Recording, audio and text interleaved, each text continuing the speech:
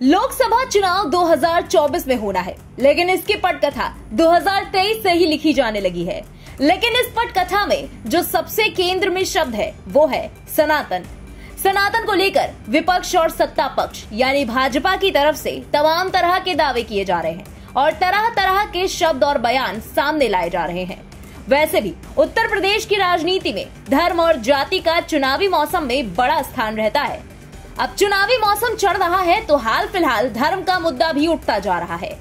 ये मुद्दा दक्षिण से चला, लेकिन उत्तर की राजनीति में अब अपना प्रभाव डालना शुरू कर चुका है। तमिलनाडु के मुख्यमंत्री के बेटे और राज्य के मंत्री उदयनिधि स्टालिन ने सनातन धर्म पर आपत्तिजनक बयान दे दिया था, जिसके बाद से ही ये मुद्दा इतनी तेजी से उठा कि अब वापस थमने का नाम नहीं ले रहा। पहले बता देते हैं कि आखिर उदयनिधि स्टालिन ने क्या कहा था।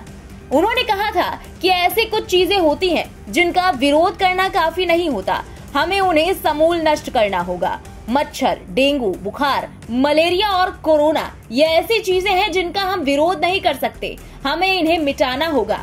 सनातन भी ऐसा ही है। वहीं इस बयान के बाद से ही भाजपा को बड़ा तुरुप का इक्का मिल गया और भाजपा ने डीएमके समेत पूरे विपक्ष को ही निशाने पर ले लिया। आरोपों का दौर शुरू हुआ और भाजपा ने साफ कहा कि विपक्ष सनातन विरोधी है और उसके नेता सनातन को नीचा दिखाने का काम हमेशा से करते रहे हैं। पीएम मोदी ने भी मध्य प्रदेश में एक जनसभा को संबोधित करते हुए विपक्ष पर सनातन धर्म का अपमान करने का आरोप लगाया। वहीं भाजपा नेता लगातार ये आरोप लगा रहे हैं कि कांग्रेस इस बयान का खंडन और आलोचना क्यों नहीं कर रही है।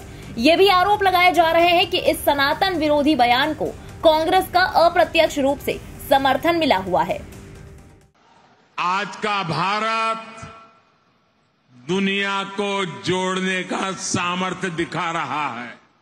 वहीं दूसरी तरफ कुछ ऐसे दल भी हैं जो देश को, समाज को विभाजित करने में जुटे हैं।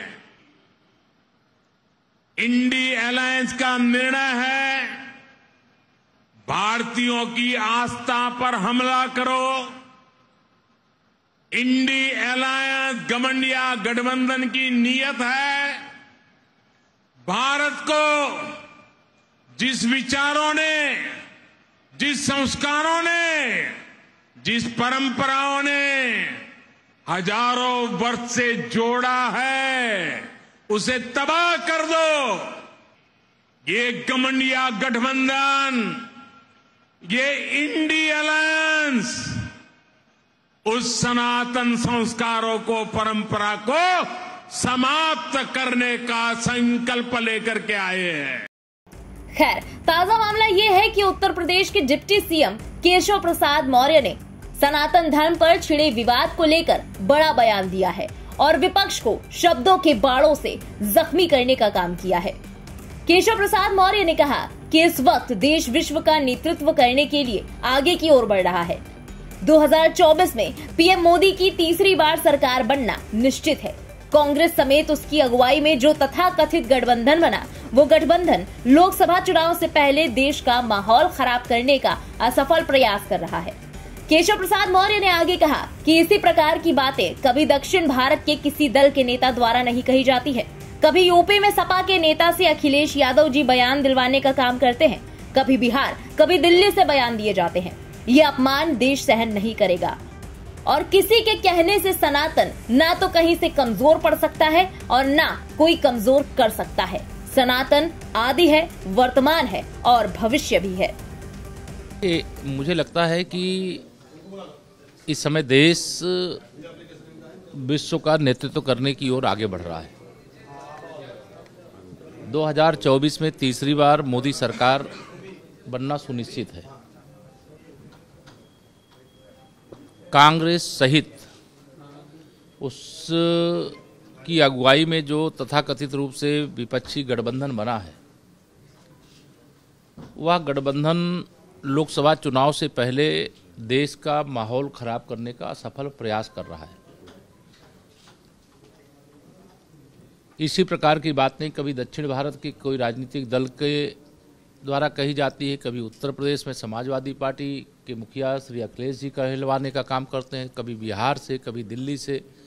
यह अपमान देश सहन नहीं करेगा और किसी के कहने से सनातन